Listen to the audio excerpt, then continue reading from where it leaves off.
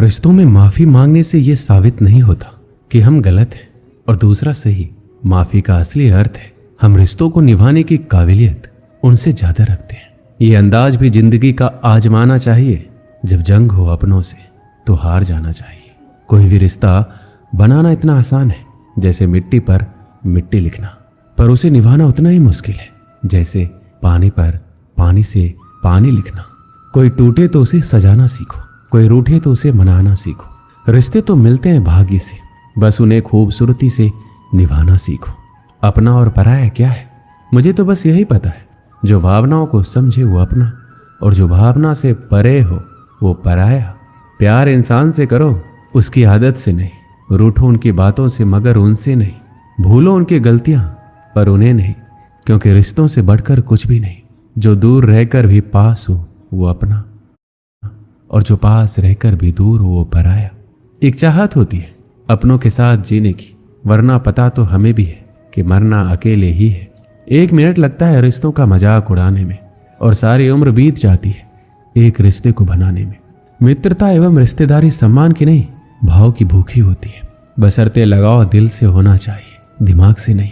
दुनिया का सबसे बेहतरीन रिश्ता वही होता है जहां एक हल्की सी मुस्कुराहट और छोटी सी माफी से जिंदगी दोबारा पहले जैसी हो जाती है। कुछ रिश्ते बस ऑनलाइन होते हैं, जो नेट बंद होते ही टूट जाते हैं।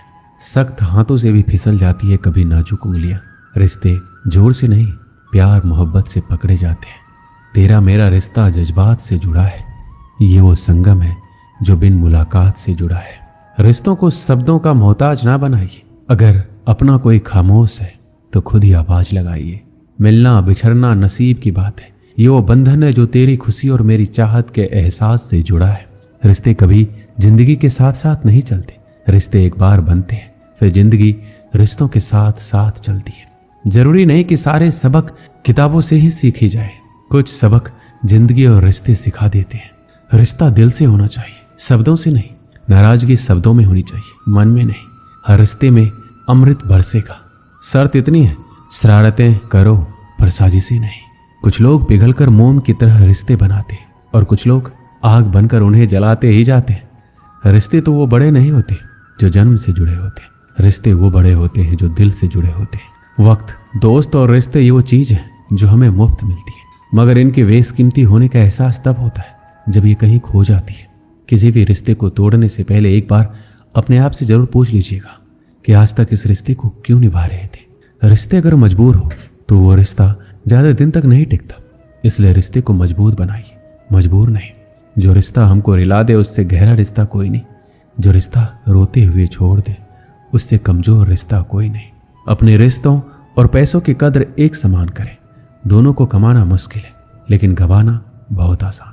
बुरे वक्त में जो भी रिश्ता निभाए उससे बढ़कर कोई रिश्ता नहीं। रिश्तों का संबंध सिर्फ रक्त से नहीं होता, जो मुसीबत में हाथ थाम ले उससे बड़ा कोई रिश्ता नहीं होता। हर रिश्ते में विश्वास रहने दो, जुबान पर हर वक्त मिठास रहने दो। रिश्ता वो नहीं जिसे दुनिया को दिखाया जाए, सच्चा रिश्ता वो है जिसे दिल से निभाया जाए। कभी वो ना मिलने आए तो तुम चले जाया करो, ये रिश्ते हैं कोई व्यापार नहीं। एक अच्छा रिश्ता तब होता है जब कोई आपके अतीत को स्वीकार करे, आपके वर्तमान का समर्थन करे और आपके भविष्य को प्रोत्साहित करे।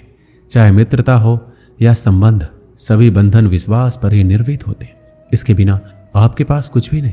3 चीजें जो मैं एक रिश्ते में चाहता हूं: आंखें जो ना रोए, होठ जो झूठ ना बोले और प्यार जो ना मरे। सभी रिश्तों का एक नियम है, जिस व्यक्ति से आप प्यार करते हैं उसे कभी भी अकेला महसूस ना करने दें, खासकर जब आप वहां हो। मिलना बिछड़ना तो सब किस्मत का खेल है, कभी नफरत तो कभी दिलों का मेल है। यूं तो हर रिश्ता बिक जाता है इस दुनिया में, सिर्फ दोस्ती ही यहाँ नहीं बिकती है। दोस्ती सिर्फ पास होने का नाम नहीं है। अगर तुम दूर रहकर भी हमें याद करो, इससे बड़ा हमारे लिए कोई इनाम नहीं। दोस्ती करो हमेशा मुस्कुरा के, किसी को धोखा ना दो अपना बना के। कर लो याद जब तक हम जिंदा है, फिर ना कहना चले गए दिल में यादें बसा के। दोस्ती में ताकत है समर्थ को झुकाने की, बाकी सुदामा में कहाँ ताकत थी श्री कृष्ण से पैर धुलवाने की। सवाल पानी का नहीं प्यास का है, सवाल मौत का नहीं सांस का है। दोस्त तो बहुत है दुनिया में, मगर सवाल दोस्ती का नहीं विश्वास का है। एक चाहत है तेरे साथ जीने की, वरना पता तो हमें भी है कि मरना तो अकेले ही है। जिंदगी में बहुत सारे दोस्त बनाना कोई खास बात नहीं है, लेकिन एक ही दोस्त के साथ जिंदगी भर दोस्ती निभाना ये खास बात है। उसके कर्जदार और वफादार रहिए जो आपके लिए अपना वक्त देते हैं, वरना अंजाम की खबर तो कर्ण को भी थी, लेकिन बात दोस्ती निभाने की थी। भूला नहीं हूं किसी को की खबर तो कर्ण को भी थी, लेकिन बात दोस्ती निभाने की थी। भूला नहीं हूं किसी को कि मेरे भी बहुत अच्छे दोस्त हैं इस जमाने में, बस थोड़ी सी जिंदगी उलझ पड़ी है 2 वक्त की रोटी कमाने में। अपने दुश्मन को 1000 मौके दो कि वो आपका दोस्त बन जाए, लेकिन अपने दोस्त को एक भी ऐसा मौका ना दो कि वो आपका दुश्मन बन जाए। जब दोस्त तरक्की करे तो गर्व से कहना कि वो मेरा दोस्त है, और जब दोस्त परेशानी में हो तो गर्व से कहना कि मैं उसका दोस्त हूँ। एक सच्चा दोस्त कभी आपके रास्ते में नहीं आता जब तक कि आप गलत रास्ते पे ना जा रहे हो। कौन कहता है कि दोस्ती बराबरी में होती है? सच तो ये है, दोस्ती में सब बराबर होते हैं। अनुभव कहता है कि एक वफादार दोस्त 1000 रिश्तेदारों से बेहतर होता है। एक दोस्त के साथ अंधेरे में चलना अकेले रोशनी में चलने से कहीं बेहतर है। हमारा उठना बैठना उन दोस्तों के साथ है जिन्होंने ना कभी परखा ना कभी धोखा दिया। एक सच्चा दोस्त हमारे जीवन में कई रिश्तों की कमी को पूरा कर देता है। ऐसे में हमारा भी ये दायित्व है कि हम भी अपने दोस्त के साथ हमेशा कंधे से कंधे मिलाकर खड़े रहें। दोस्ती की गाड़ी में 2 पहिए होते हैं, और एक भी पहिया अगर रास्ते से भटकता है तो इस गाड़ी को टूटने में वक्त नहीं लगता। इसीलिए आप किसी भी हाल में अपनी दोस्ती के गाड़ी के दोनों पहियों को संभाल कर रखिए। अगर आपकी दोस्ती में कोई भी छोटी मोटी गलतफहमी भी आती है तो भी अपने दोस्त को रूठ कर जाने मत दीजिए।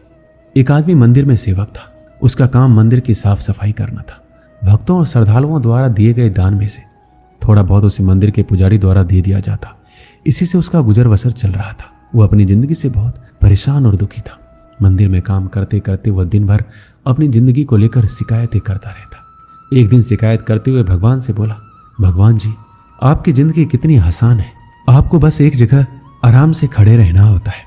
मेरी जिंदगी को देखो, कितनी कठिन जिंदगी जी रहा हूं मैं। दिन भर कड़ी मेहनत करता हूं, तब 2 रोटी नसीब हो पाती है। काश मेरी जिंदगी भी आपकी तरह होती। उसकी बात सुनकर भगवान बोले, तुम जैसा सोच रहे हो वैसा नहीं है। मेरी जगह रहना बिल्कुल आसान नहीं है। मुझे बहुत सारी चीजें देखनी पड़ती है, बहुत सी व्यवस्थाएं करनी पड़ती है। यह हर किसी के बस की बात नहीं है। मंदिर का सेवक बोला, भगवान जी, कैसी बात कर रहे हैं आप? आपका काम आसान ही तो है। आपकी तरह मैं भी दिन भर खड़े रह सकता हूं, इसमें कौन सी बड़ी बात है? भगवान बोले, तुम नहीं कर पाओगे। इस काम में बहुत धैर्य की आवश्यकता पड़ती है। मंदिर का सेवक जिद करने लगा, मैं जरूर कर पाऊंगा। आप मुझे एक दिन अपनी जिंदगी जीने दीजिए। आप जैसा बताएंगे मैं वैसा ही करूंगा। उसकी जिद के आगे भगवान मान गए और बोले, ठीक है, आज पूरा दिन तुम मेरी जिंदगी जियो, मैं तुम्हारी जिंदगी जीता हूं, लेकिन मेरी जिंदगी जीने के लिए तुम्हें कुछ शर्तें माननी होगी। सेवक बोला, मैं हर शर्त मानने को तैयार हूं भगवान जी। ध्यान से सुनो, मंदिर में दिन भर बहुत से लोग आएंगे, तुमसे बहुत कुछ कहेंगे। कुछ तुम्हें अच्छा बोलेंगे, कुछ बुरा। तुम्हें हर किसी की बात चुपचाप एक जगह मूर्ति की तरह खड़े रहकर धैर्य के साथ सुननी है और उन पर कोई प्रतिक्रिया नहीं देनी है। सेवक मान गया। भगवान और उसने अपनी जिंदगी एक दिन के लिए आपस में बदल ली। सेवक भगवान की जगह मूर्ति बनकर खड़ा हो गया। भगवान मंदिर की साफ सफाई का काम निपटा कर वहां से चले गए। कुछ समय बीतने के बाद मंदिर में एक धनी व्यापारी आया। भगवान से प्रार्थना करते हुए बोला, भगवान जी, मैं एक नई फैक्ट्री डाल रहा हूं, मुझे आशीर्वाद दीजिए कि ये फैक्ट्री अच्छी तरह से चले और मैं इससे अच्छा मुनाफा कमाऊं। प्रार्थना करने के बाद वह प्रणाम के लिए नीचे झुका तो उसका बटुआ गिर गया। जब वहां से जाने लगा तो भगवान की जगह खड़े मंदिर के सेवक का मन हुआ कि उसे बता दे उसका बटुआ गिर गया है, लेकिन शर्त के अनुसार उसे चुप रहना था, इसलिए वह कुछ नहीं बोला, खामोश खड़ा रहा। इसके बाद एक गरीब आदमी वहां आया और भगवान से बोला, भगवान जी, बहुत गरीबी में जीवन काट रहा हूं, परिवार का पेट पालना है, माँ की दवाई की व्यवस्था करनी है, समझ नहीं पा रहा हूं इतना सब कुछ कैसे करूं। आज देखो मेरे पास बस 1 रुपया है, इससे मैं क्या कर पाऊंगा? आप ही कुछ चमत्कार करो, मेरे लिए धन की व्यवस्था कर दो। प्रार्थना करने के बाद जैसे ही वह जाने को हुआ, उसे नीचे गिरा व्यापारी का बटुआ दिखाई दिया। उसने बटुआ उठा लिया और भगवान को धन्यवाद देते हुए बोला, भगवान जी, आप धन्य हैं, आपने मेरी प्रार्थना इतनी जल्दी सुन ली। इन पैसों से मेरा परिवार कुछ दिन भोजन कर सकता है, माँ की दवाई की भी व्यवस्था हो जाएगी। भगवान को धन्यवाद देकर वहां से जाने लगा। तब भगवान बने मंदिर के सेवक का मन हुआ कि उसे बता दे कि वह बटुआ तो व्यापारी का है, उसे मैंने नहीं दिया, वो जो कर रहा है वह चोरी है, लेकिन वह चुप रहने के लिए विवश था, इसलिए मन मारकर चुपचाप खड़ा रहा। मंदिर में आने वाला तीसरा व्यक्ति एक नाविक था। वह 15 दिन के लिए समुद्री यात्रा पर जा रहा था। भगवान से उसने प्रार्थना की कि उसकी यात्रा सुरक्षित रहे और वह सकुशल वापस आ सके। वह प्रार्थना कर ही रहा था कि धनी व्यापारी वहां आ गया। वह अपने साथ पुलिस भी लेकर आया था। नाविक को देखकर वह पुलिस से बोला, मेरे बाद ये मंदिर में आया है, इसने जरूर ही मेरा बटुआ चुराया होगा, आप इसे गिरफ्तार कर लीजिए। पुलिस नाविक को पकड़कर ले जाने लगी। भगवान बने आदमी को अपने सामने होता यह अन्याय सहन नहीं हुआ। शर्त अनुसार उसे चुप रहना था, लेकिन उसे लगा कि यह बहुत गलत हो चुका है। यदि अब मैं चुप रहा तो एक बेकसूर आदमी को व्यर्थ में ही सजा भुगतनी पड़ेगी। उसने अपनी चुप्पी तोड़ते हुए कहा, आप गलत व्यक्ति को पकड़कर ले जा रहे हैं। यह बटुआ इस नाविक ने नहीं बल्कि इससे पहले आए गरीब व्यक्ति ने चुराया है। मैं भगवान हूं, मैंने सब कुछ देखा है। पुलिस भगवान की बात कैसे नहीं मानती। उनकी बात मानकर उन्होंने नाविक को छोड़ दिया और उस गरीब आदमी को पकड़ लिया जिसने बटुआ लिया था। शाम को जब भगवान वापस आए तो मंदिर के सेवक ने पूरे दिन का वृतांत सुनाते हुए गर्व के साथ बताया कि आज मैंने एक व्यक्ति के साथ अन्याय होने से रोका। देखिए आपकी जिंदगी जीकर मैंने कितना अच्छा काम किया है। उसकी बात सुनकर भगवान बोले, ये तुमने क्या किया? मैंने तुमसे कहा था चुपचाप मूर्ति बनकर खड़े रहना, लेकिन वैसा ना कर तुमने मेरी पूरी योजना पर पानी फेर दिया। उस धनी व्यापारी ने बुरे कर्म करके इतना धन कमाया है। यदि उसमें से कुछ पैसे गरीब आदमी को मिल जाते तो उसका भला हो जाता और व्यापारी के पाप भी कुछ कम हो जाते। जिस नाविक को तुमने समुद्री यात्रा पर भेज दिया है, अब वह जीवित वापस नहीं आ पाएगा। समुद्र में बहुत बड़ा तूफान आने वाला है। यदि वह कुछ दिन जेल में रहता तो कम से कम बच जाता। सेवक की यह बात सुनकर एहसास हुआ कि वो बस वही देख पा रहा था जो आंखों के सामने हो रहा था। उन सब के पीछे की वास्तविकता को वह देख नहीं पा रहा था। जबकि भगवान जीवन के हर पहलू पर विचार अपनी योजना बनाते हैं और लोगों के जीवन को चलाते हैं।